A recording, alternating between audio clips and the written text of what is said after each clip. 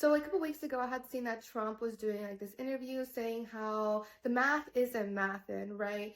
That there's just way too many numbers to prove and show that there has to be obviously something wrong with vaccines because of the autism rate. Like it's just impossible, right? So that he said that definitely there was stuff in vaccines, okay?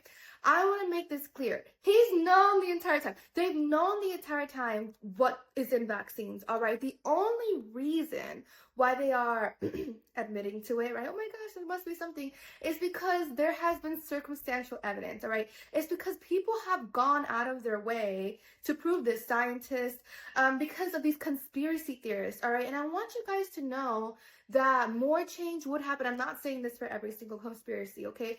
But the conspiracy theorists, to me, is a term thrown out to people to label them as crazy because you will not believe someone that's crazy, okay?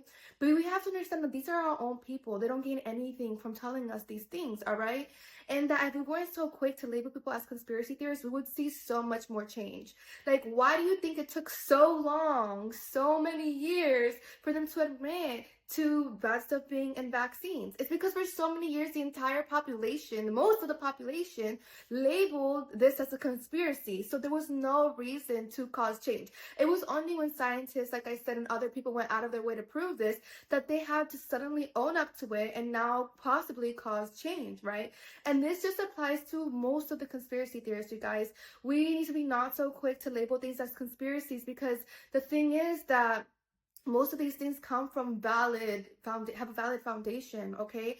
And we are negating change, all right? Because we are calling these things conspiracies, so they're not becoming a problem. We have to remember, guys, that the minute that we make things a problem, like a big enough problem, it will change. Like they have to change it, okay? So the way that the system is set up is so that we're always comfortable, that we don't cause these problems, that we don't believe the problems, that we fight against each other, okay? But the minute that we make certain issues, huge problems, so big enough to ignore, they will change it, okay? So please, let's create change. And you know what's so funny is at my old job, this lady that had worked there, she was like, oh my gosh, yeah, well, it's not a big enough problem for us to change it because this one girl was complaining about something. And that's when like the light bulb went off in my head, like, oh my God, that's how it works for absolutely everything. They're not gonna fix it because even though it's a problem, because it's just not a big enough problem, right, at my job.